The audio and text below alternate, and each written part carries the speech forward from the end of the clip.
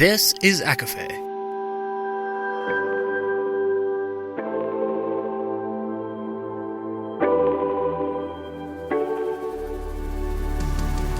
Laura Marie and Jessica Marie proudly present A Court of Fandoms and Exploration, a podcast. Fair warning, everything the hosts say is explicit, full of spoilers and adult content and shall not be used against them. They have opinions. Let's try not to drag anyone for expressing themselves and just have fun for an hour. We all deserve it. This episode contains slight spoilers from Original Sinner by Kait Ballenger, but remains spoiler-free from her newest release, Wicked Believer. Enjoy!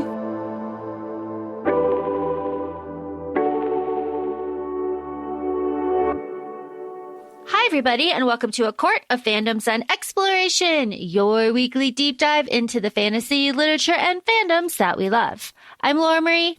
And I'm Jessica Marie. And today we are welcoming back our established friend, Kait Ballenger, an award-winning author of dark romance and paranormal romance. And we will be discussing her newest release today, Wicked Believer, which is part of the Original Sinner series. Welcome back, Kait. Welcome. Thanks so much for having me. I'm excited to be here. So how has the whole, where do we begin? We spoke to you a couple months ago with book one, and we remember that you even said the initial intention was each book was going to have, based on each sin, but you knew the story didn't stop at book one. How has the whole journey been? You've been nonstop writing to get 2 books out this year. How has time changed? How has your whole experience changed between the last few months? Well, it was an interesting choice to be able to continue with Lucifer and Charlotte's story. Like you mentioned, originally I was thinking that I was going to do, a different 7 deadly sin for each book. And this was back when I originally wrote Original Sinner, which was a few years ago now. And when I first wrote it, I went into drafting, the beginning parts of book 2, which was supposed to be a spinoff about lust. And then I was I kept having more ideas for Charlotte and Lucifer. And luckily, when I told my editor that idea, she was on board with the idea. And she was like, yeah, I want more story about Charlotte and Lucifer. Of course, their story isn't done yet. And so that's how Wicked Believer came to be. And Wicked Believer is book 2 in the series, and it just came out this week, so I'm very excited about it. And congratulations, and we are very excited to have you here with us, too. So did you scrap that original, did you already have a chunk written, and then you just went back and started again? I did not have a chunk written of Asmodeus's book. I just had started, it was very early stages. I was just pinning ideas of, what I wanted the spinoff to be. And then, and as I was, taking notes, just very early, concepts, I was now I just kept hearing story ideas and, noticing scenes that could have been for Charlotte and Lucifer for the opening of Wicked Believer. And I was I really don't think I can ignore this, right? It felt like the characters were calling to me. And so then when I pitched the idea to my editor, I will admit, at first she was I don't know. Cause we all want to see more about the other siblings. I'm on board with that too. But at the same time, I was I really think this is where I need to go with it. And she was well, send me the first 50 pages or so. Right. So I wrote, at that point, I had already written a big chunk of what became Wicked Believer. I was look, I'm actively writing Charlotte and Lucifer instead. We need to talk about this. And so then when I sent her the opening first 50 pages, she was oh yeah, we need to keep going with this. She saw where I was headed with it. And it's not so much that Asmodeus's story has been scrapped, because I am actually working on it now.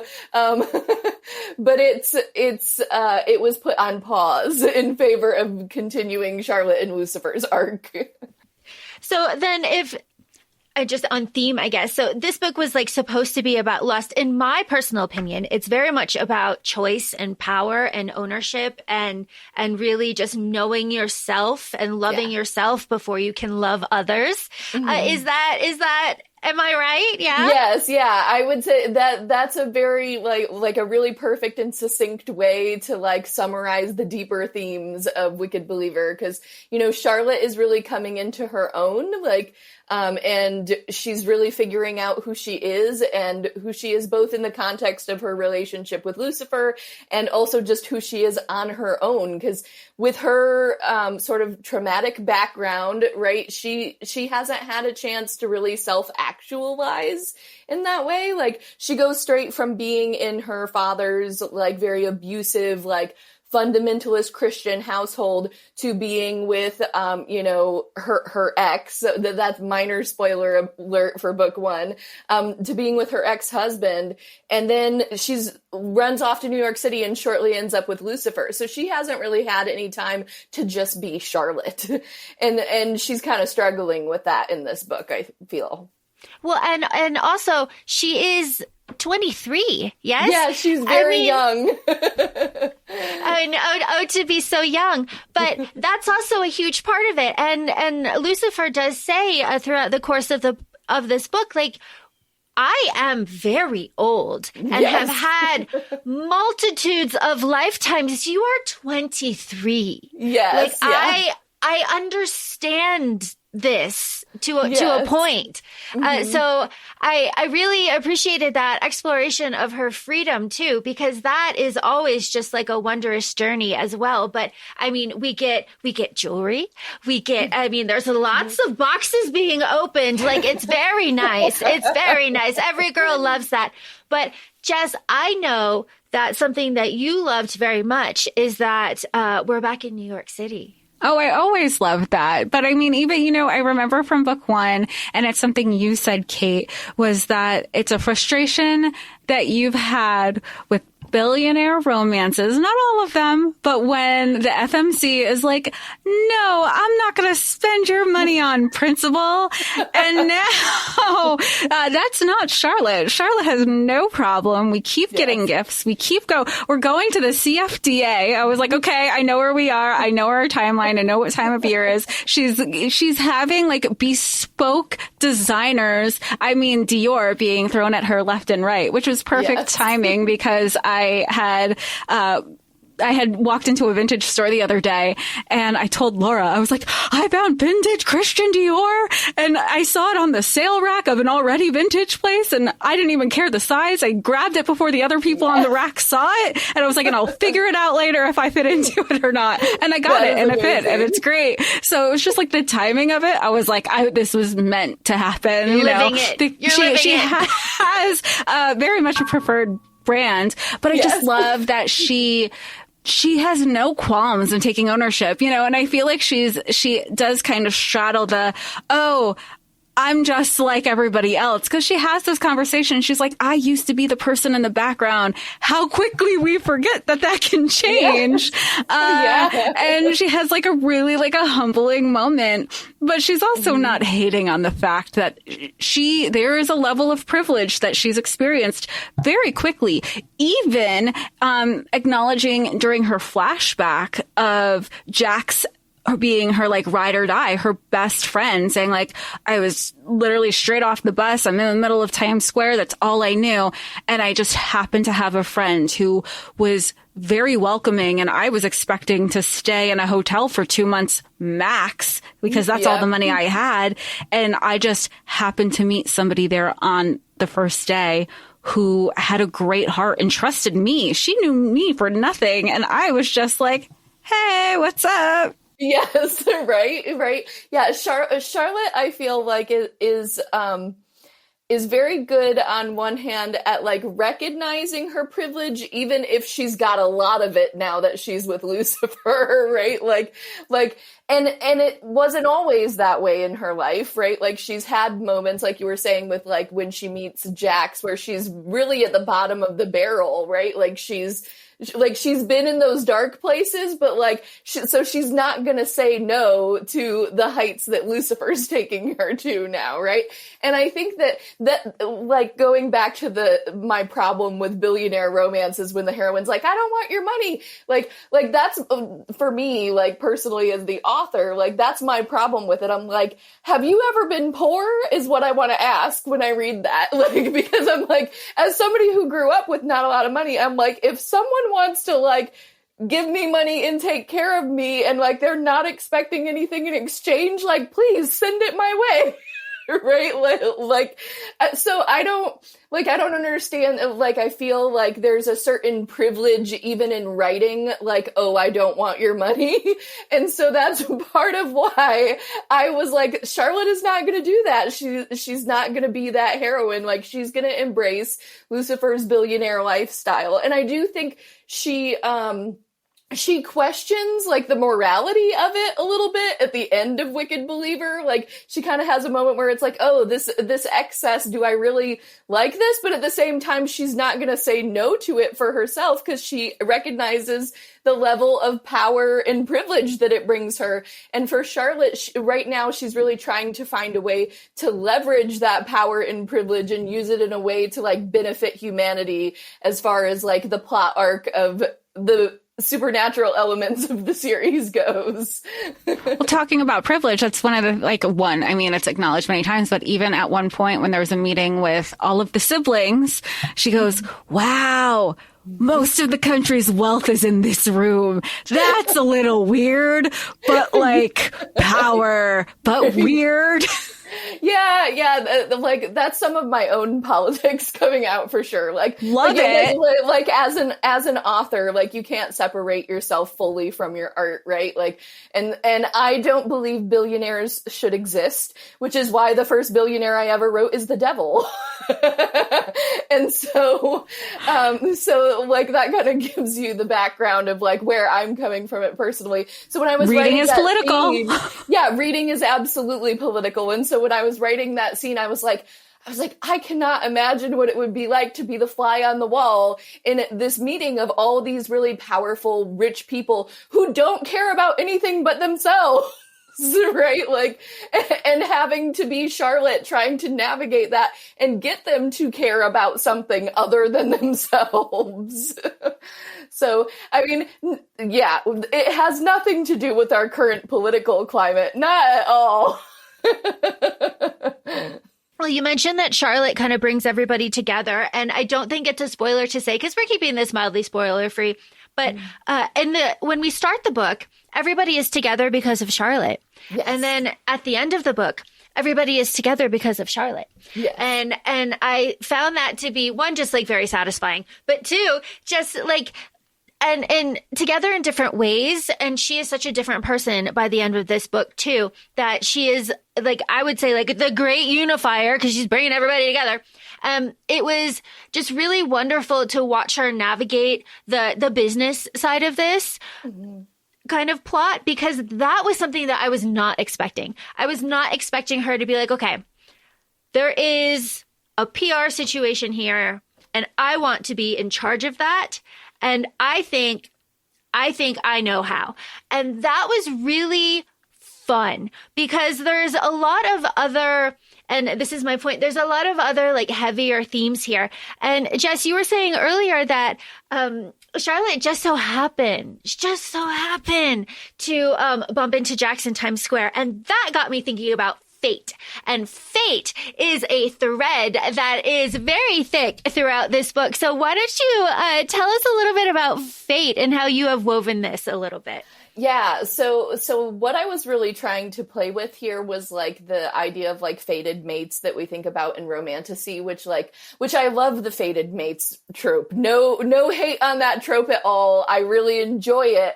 But at the same time, like I've questioned before, right? I'm like, like, how romantic would it be to have fate, like, truly make the choice for you, right? Like when we're talking about the world we live in and that sort of thing, and like as women especially, like, you know, like choice is an important thing. And so I wanted Charlotte to be struggling with that, especially as someone coming from a very traumatic background where she did not have a lot of choice in her life, right? She didn't have a lot of choices growing up. She didn't have choices when she went into adulthood and was forced into marriage. And then she runs off to New York City, right? And she does have the choice to fall in love with Lucifer, but in an ambiguous, morally gray way, right? Like, and so it's, yeah, so there's a lot of baggage for Charlotte in relation to choice versus what other people choose for her. So the idea that she would be fated for someone potentially, right? Like, and then, but I thought I had this choice was really going to be like a back and forth, like push pull for her in navigating, like, what does that mean for me in my life and where I want to go next? Ooh, that's good. That's good. I really love that because also too, I'm kind of like rewinding and thinking about this specific thing that I wanted to ask, which was there are a lot of characters in this book. There are a lot of characters and there's a lot of dialogue in this book. Everybody's talking to each other. There's plots within plots. There's meetings that people don't know about. It's wonderful. How did you as a writer kind of organize that and keep that all straight? And kind of as an aside, we've got Lilith here, and I want to know, like, how delicious was that? Yeah, so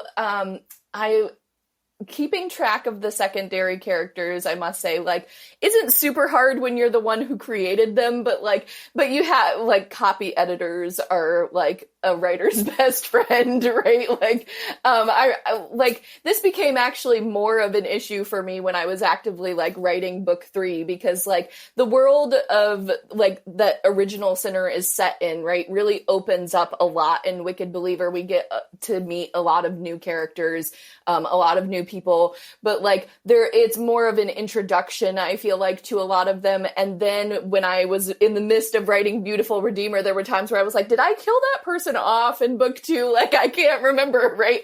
That was where the keeping track of them got a little bit harder.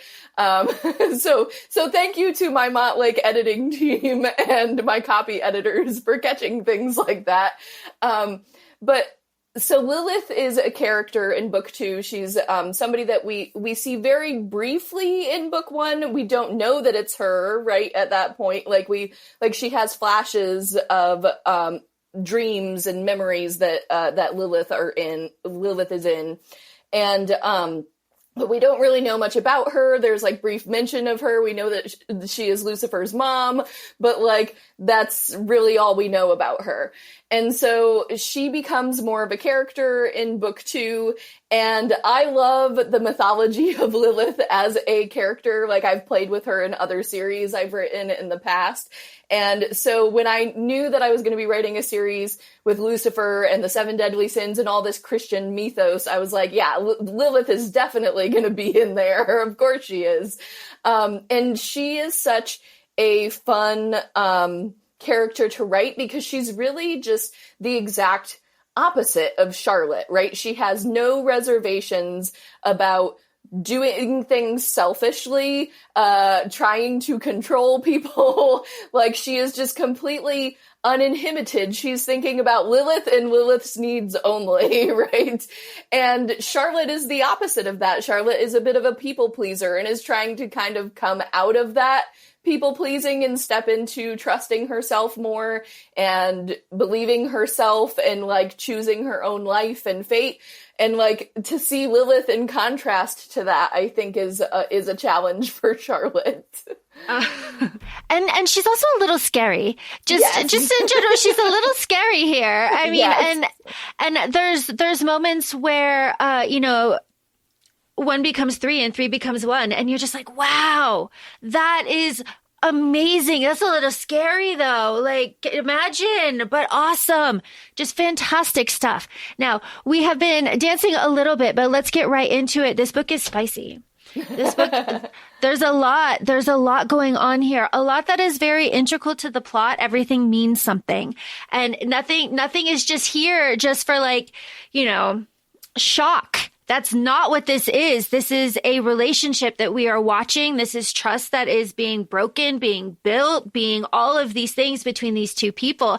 And they are, this is my opinion, Charlotte, Lucifer, their romance side of this. I mean, they're a little toxic at times. Like they're not like, they're a little bit, just a little bit. Yeah. And something that we say here on ACOFAE is that, why choose a triangle is the strongest shape. So we were fully in support of the romantic plot of this book. Absolutely wonderful. So can you walk us through like what it was like kind of blocking out these scenes and kind of building their relationship, their romance side of this relationship?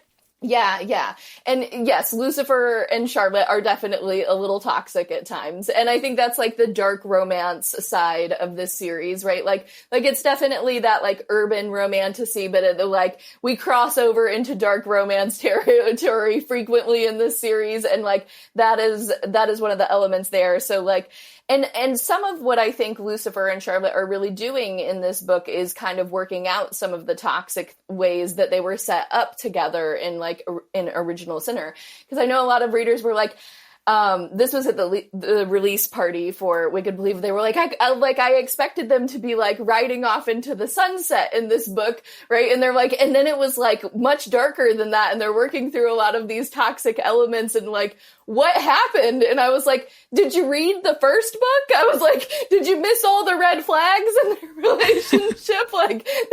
There was so much there that they needed to work out. I think I think many of us are guilty of kind of looking at the red flags with blinders the first time around. I think a lot of us are guilty especially at the beginning of like a brand new relationship. Everything's fresh and new. And you're like, maybe those flags are a little pink, not so red. And then the more you're with the characters, the more the relationship is established. You're like, ooh, isn't that one of the things that they say, like when a relationship ends, it's typically the things that were a problem in the beginning. And you have those red flags that are like, oh, they're a little less pink now. Oh, maybe I dismissed it because it's easy to dismiss. Now we have a more established relationship, which I think is what happened. For me specifically, I was like, how is she letting him talk like that? But it's also their dynamic that they're working through, right? Yes, and it's so funny because we're getting both, POVs here, and they're all, true to both characters. They're internalizing everything by themselves. They think they can work through everything by themselves. So everything, of course, gets worse because you're stronger when you're not hyper independent, like so many of us are. So it's interesting to see. You're like, is this happening? And I'm like, no, we're 40% done in the book. That we have some progress we still got to go through. Yes, yeah. They very much are working out a lot of the like double entendre, a lot of the kinks in their relationship, because ultimately, like they are really going from something that was supposed to be fake, right?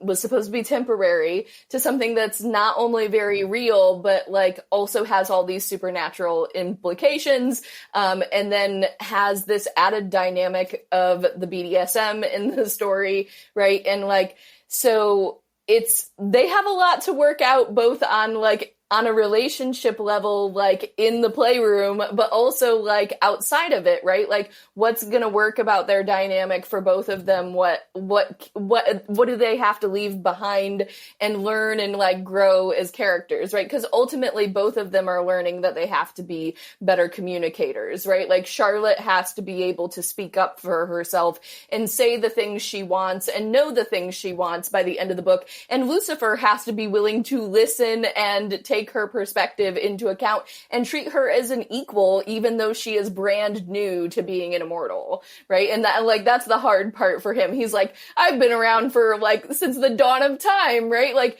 he's used to operating on his own. He's used to making unilateral decisions, especially as the eldest sibling in his family, right? And so he thinks he's doing everything virtuously, like, to protect Charlotte, but ultimately, like, she's like, no, I have to be a part of this decision-making process. Well, part of it is because, like, he's like, I treat you at, like, my equal, but then he's saying it, but the actions aren't speaking louder than words.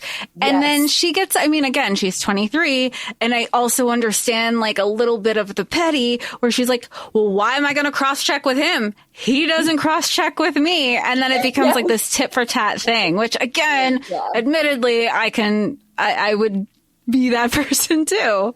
I feel like Charlotte can be relatable in that way, right? Because we're like, okay, yeah, I would do the same, girl. Like, but I will say, like, it was really fun to, like, tease out a lot of the rough parts of their relationship, because I feel like they're on much more solid ground, like, in book 3, except for spoiler things that we will not go into, but we will tease that there's, like, lots of fun going on. That's very exciting. And it got me actually thinking, while everybody is internalizing everything, it is noted that Charlotte has a therapist. Yes. She has a therapist. She does go to therapy. And Lucifer, I mean, kind of ropes in a priest as his own personal therapist. He does. And that was one of my, like, favorite smaller moments when he says he's, like, manically pacing around, just, like, talking to this priest, expressing all of his feelings. What should I do? What did you mean by that? Just, just, like, kind of bombarding this poor man who like really did sign up for this ultimately, but, like, not really though, like, in real life. I thought that was kind of a healthy expression that I don't know if he realized he was doing. Yeah, I don't think it was intentional. Like, yeah, and it was just like he needed another perspective and somebody. And he just, like, so happened to take a shine to this guy. I really appreciated that. And then, I mean, spoiler for this little bit, I guess, but they sit down in the confessional and they're like, you're going to be here a while. I was just like, it was very fun. And that kind of, we're talking about humanizing the devil a little bit. Like, that's a very humanizing thing.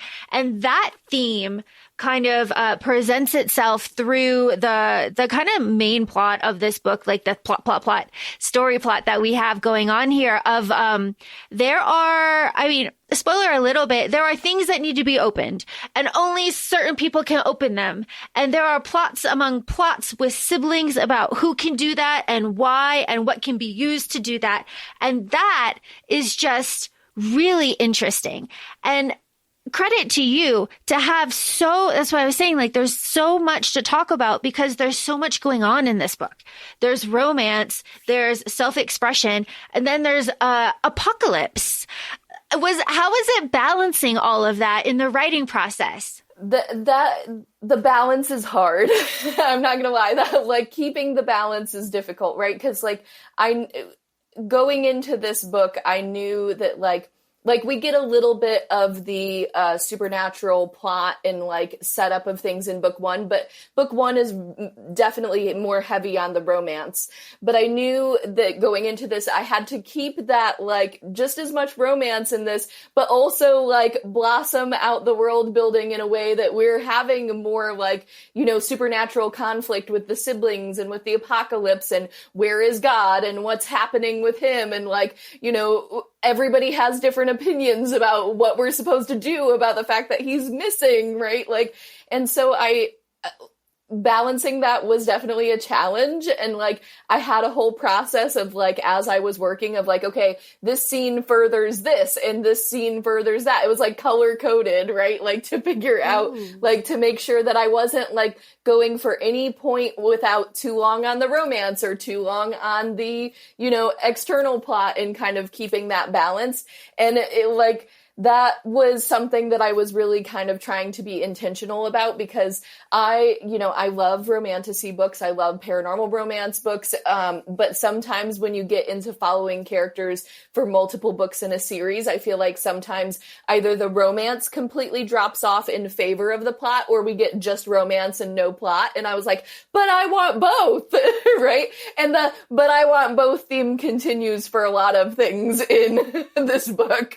As it should. As it should. Because you know what? That is your choice. That is you, that choice. You're not nobody's taking that choice away from you. Exactly. As a writer approaching this book, did you know that you were going to introduce potentially maybe somebody that could turn Charlotte's eye?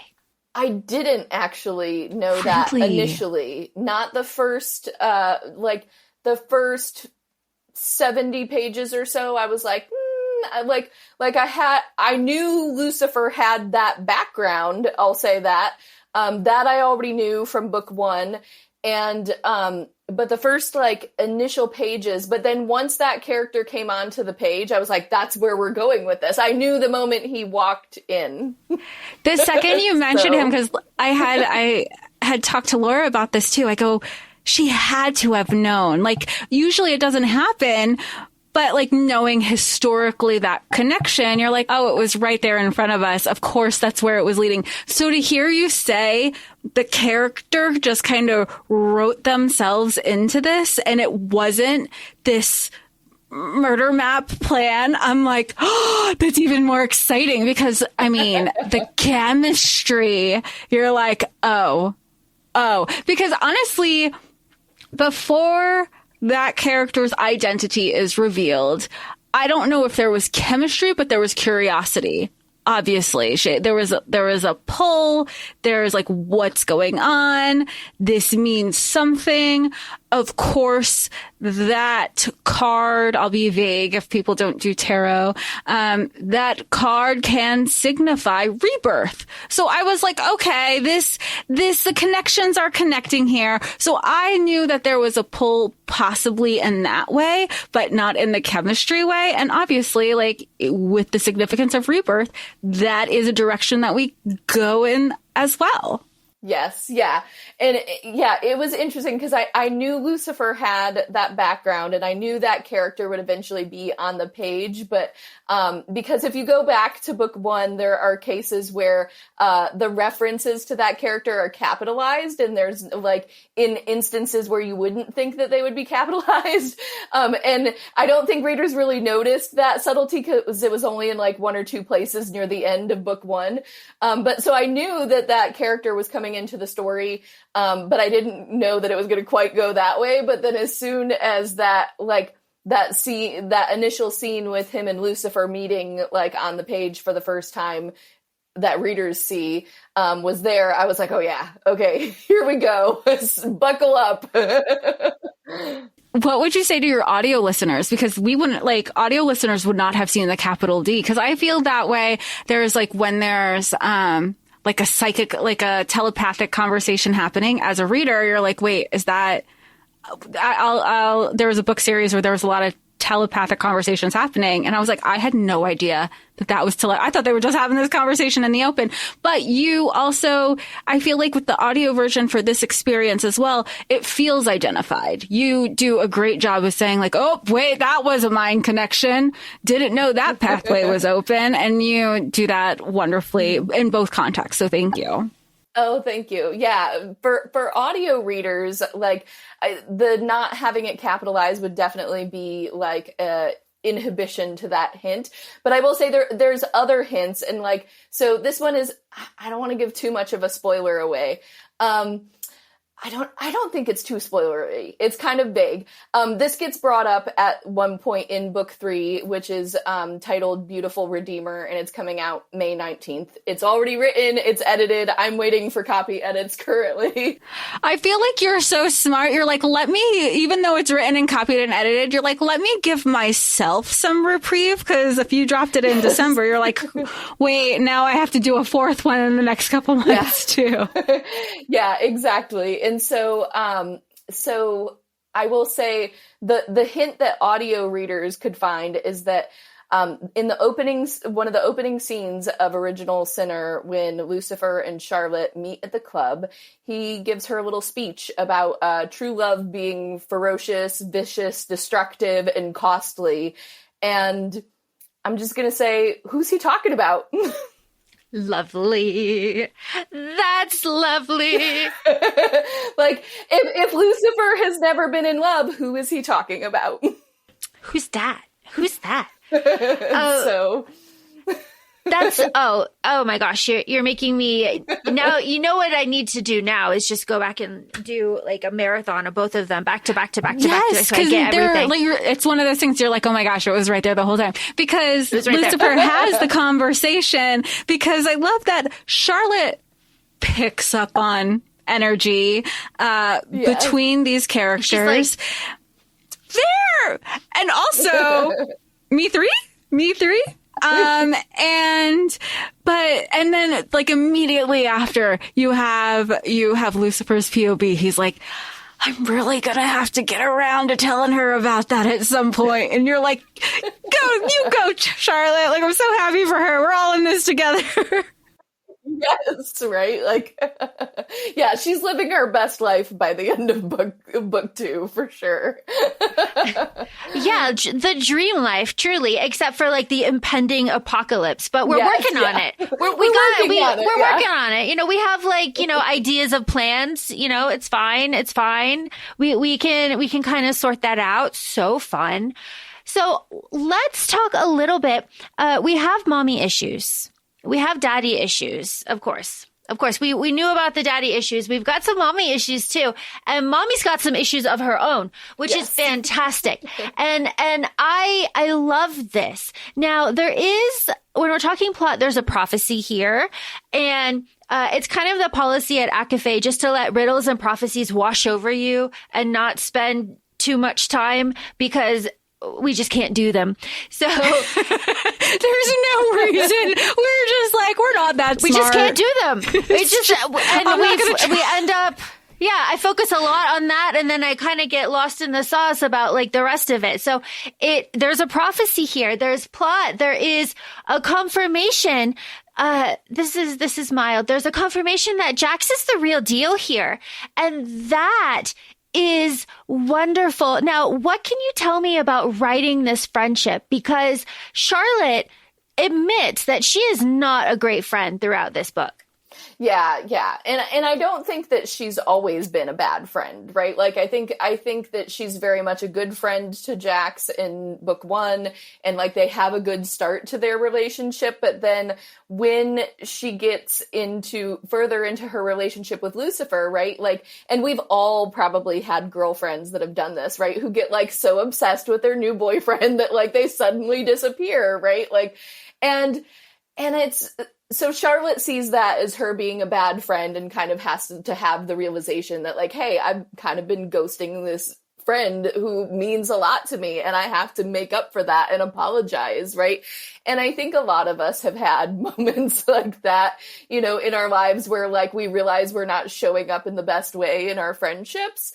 And so, I love that she and Jax are able to kind of briefly reconcile that before like big events happen at the end of book 2. But yeah, I wanted to very much show strain on all the different things happening in Charlotte's life, because when I think of like a mental image for this book and for what's going on with these two characters, like I think of Charlotte and Lucifer, like in New York City, right? And like heaven is bearing down on them, hell is rising up beneath them, and everything on earth is going to apocalyptic craziness, right? So like, I wanted it to feel as if like all walls are pressing in this book, because like things are about to just ignite in book 3, right? Like when we're thinking about like the series arc, like book 3 has to be that big ultimate battle of things. So within kind of book 2, within our world here, we have our female friendships. We have our romance subplot. We have kind of major plot. We have our apocalypse plot, and we have Charlotte in the middle trying to come to grips with how she has changed physically, but also she's like kind of changing mentally too, because she takes a leap of faith that is answered in a unexpected way. And that kind of shakes her a bit in a way. But I mean, with the title of this book, it's not a spoiler to say that Charlotte still very much prays here. And she's still very much reaching out and saying like, hello, now? Is it going to be now that you're going to talk and save me or no? And she keeps being like let down by this ultimate like man up there, but she's got all these she has all these other men that are like picking her up, and these men that she's finding in unexpected places. And that was really wonderful. And that's kind of setting the foundation. And we have it in the beginning of the book too, where Lucifer is like, you are powerful. I need to release this power in you. You need to own yourself. You need to own your power. And watching Charlotte take ownership of that throughout the course of this book in all these different ways as a 23-year-old was really wonderful to like see. And her journey obviously is not over. We are still our strong, like independent woman, but she has this support, this found family a little bit around her that she admits that she was afraid of in the beginning. We're talking about our room full of billionaires, but towards the end, she's like, I can do all of this. Yeah. And that is so important. Again, just thinking about like the things that I needed when I was a kid, like something that I could read, that I could point to and be like, look how strong she is here. Look at this journey that she did. And then we know that she still has like more. There's more to her, and like being special, even though there's like this kind of fate aspect working with you too, was something I was just like, yeah, you know what? I am powerful. I can do this. You want me to be a vicious queen? I can do that. But here's a little aside. I really love the relationship that buds between Charlotte and Lucifer's head of house. That, I mean, started off with like, actually, you know what? And then ends with like, ooh, I was a bitch. I'm sorry. Yes. Yeah. Excellent stuff. Again, a little small moment that I was just like, that is so meaningful and that is so powerful. Like it is, because both of them apologize. It is not so hard to apologize. And just to have that little moment between women where it started off and then we're in such a good place was, I mean, a credit to you as a writer. Oh, thank you. Yeah, that was again, like playing a little bit with like tropes that I wanted to subvert, because I feel like, especially in like, particularly in like mafia romance, which this definitely like this series isn't mafia per se, like I'm doing air quotes here, right? Like, but it has a mafia vibe to it with Lucifer and his super powerful siblings, like whether they be angels or the 7 deadly sins, right? It kind of has that feel, and it's very, I feel like super, super common in like continuations of mafia series where you follow more than one character, for there to be a character that you're almost like suspicious that the hero is like having some sort of affair with, and like the heroine's super jealous of her, right? And I really hate that trope. I hate it. Cause I just really don't like seeing women fighting with other women, and like, especially over a man. And so I was kind of trying to play with that a little bit. I was like, you know, they kind of start off where you think it's going to go that route, but then they actually end up becoming friends. Like that, like this is 2 women who are like, oh, okay, we can bond and like put aside our differences. Cause like, I really like enjoy the female friendships in this series, like not just between Charlotte and Lucifer's head of house, but also like Charlotte and Imani and like the other characters in the series. And I'm like, I want to see women supporting women even in these really like toxic environments. So that's my own like I put on the page what I want to see. No, and I think you do it so well too. And to add to what Laura was saying, I think there's something about Charlotte as a whole. There aren't these blanketed apologies. Well, I don't know why I upset you, but I'm sorry. There is an ownership and an accountability, both with the head of house, both with Jax. I mean, and she acknowledges, she's like, I was shitty because of this. I didn't tell you about this other thing I was about to spoil. Let me just word vomit everything. And then even Amani is like, look, I know your employment's kind of weird because it's this, but it's this other thing. But one thing you can't bullshit is a bullshitter, and holds her accountable. And it's none of it comes from malice.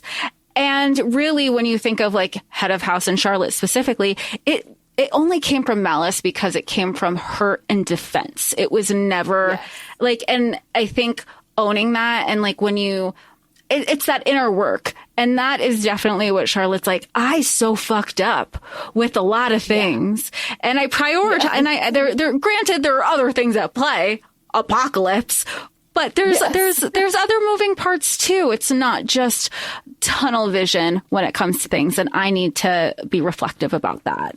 Yeah. And I love that you noted that, because like, I think it's so important to see characters like own up for their mistakes, and especially like in romance and like romantasy in general, right? Like we often see like heroes will grovel, but heroines do not, because like they're perfect and they don't do anything wrong. And I'm like, nope, Charlotte did a lot of things wrong in this book, but she's going to own up to it and she's going to apologize for it. And she knew it was wrong, because I mean, she was guilty. She like felt guilty. Exactly. Yeah, she felt guilty. Like as it was happening, she was like, oh, why is this, like, you know, she's trying to figure herself out. And then she has, you know, the big epiphanies that she does at the end of just like, yeah, this is how I own up to this. And like, this is who I want to be moving forward. Right. Well, you're saying guilt, and there's an inner voice within Charlotte that is guilty almost the entirety of this book before she kind of just like stomps it down and, you know, really kind of digs in and takes ownership of everything. But events happen and she's like, oh my God, that was my fault. Yes. That happened because of me. Like, me doing this caused that to happen. It's my fault. The guilt that she has. I mean, we're working in the Christian mythos. That's like accurate. That's what all that is. But it was kind of, when we sit with it, when Charlotte sits with it and we sit with Charlotte, that feeling of that weightedness that you were talking about, the guilt is just another layer of that, kind of just pulling us down. I mean, we kind of do want to go. I mean, that's, you know, with Lucy, but, you know, the feeling though of just the pressure that is building, and to have that kind of self-doubt as well, because Charlotte does suffer with a little self-doubt and just about her entire situation. A little bit. She does question things a little bit. It's like, is this really, did I really want? And she does kind of have to work through that. And that is kind of where we leave it at the end. We have events. We have so many events that happen at the end. We're just like, wham, bam, thank you, ma'am. Fantastic stuff. So when you were kind of drafting this, when we get to the end, were you just like, action, action, action, action, and then leave us with this question, this vague epilogue where I'm just like, what happened? What happened though? You should put that on a Patreon. I'd like to read what happened at that beach house. Like, oh my gosh. Yes. Yeah. Honestly, like, I hadn't even considered like writing a bonus scene of what happened at the beach house, but now I'm like, I kind of want to know, like, because stuff goes down at that beach house, you know. You wrote it, you know what would happen. You know what happened. I have vague ideas of what happened, like, but yeah, I will say, like, in general, when I'm writing, like when I'm near the ending of a book, like, and everything's wrapping up, like things tend to come really rapid fire. I feel like Original Sinner is that way too. Some of it is just my writing style of like, I'm going to hit you with all the stuff at the ending and you're going to be like mind blown by the time you're done reading.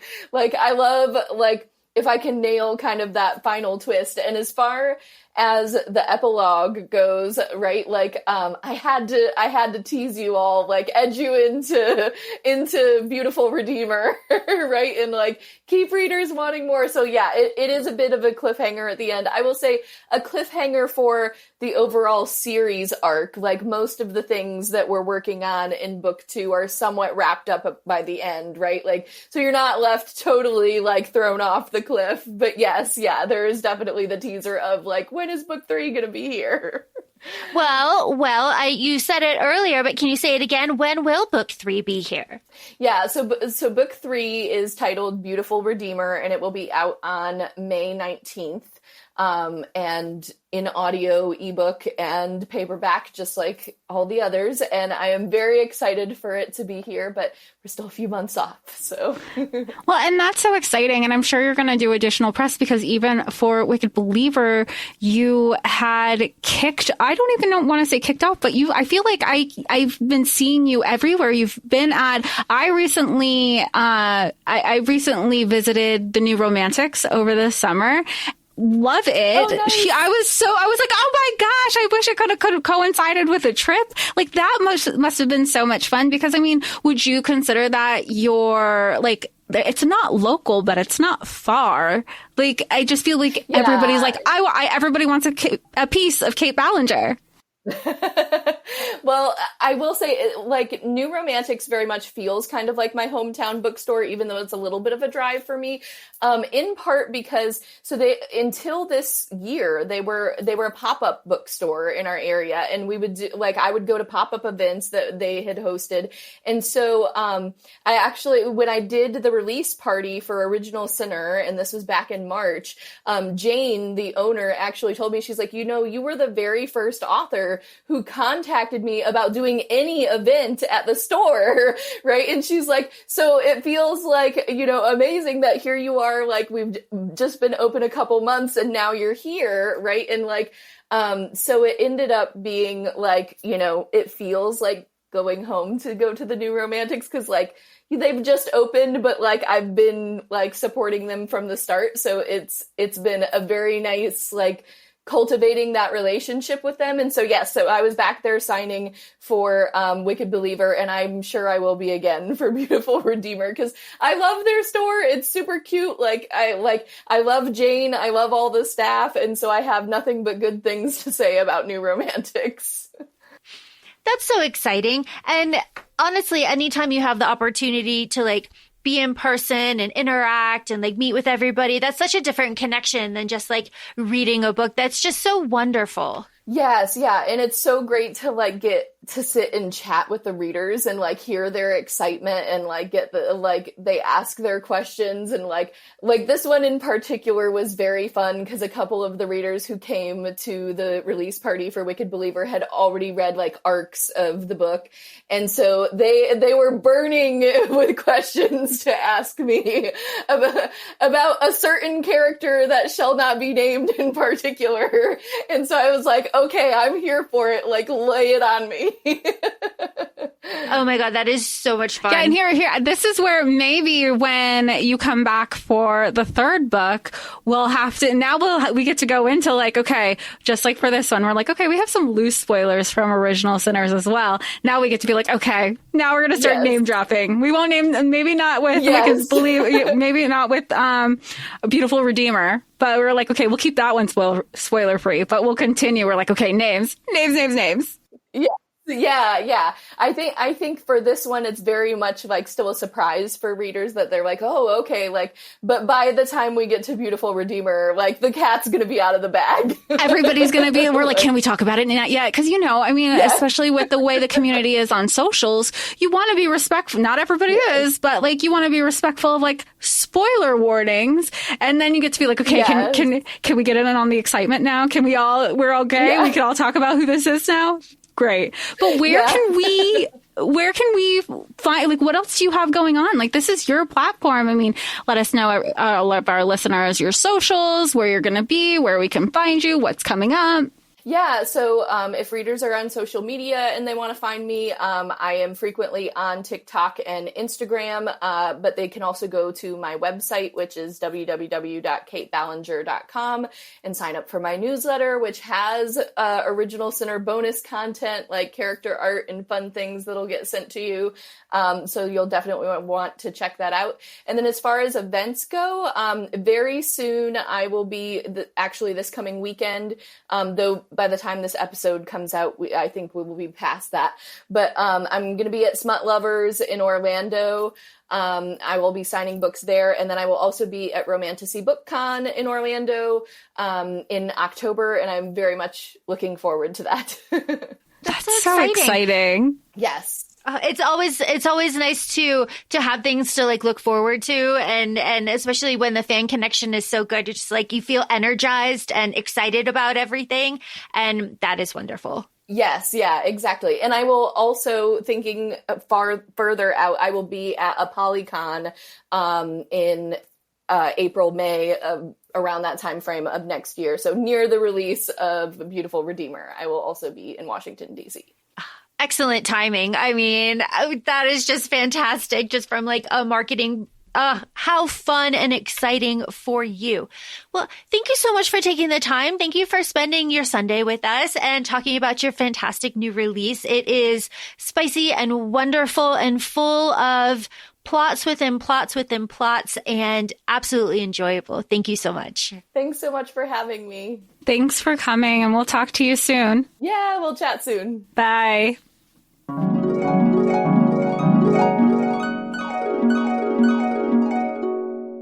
And make sure you're following Kait on all of her socials. We'll make sure we have that in our show notes.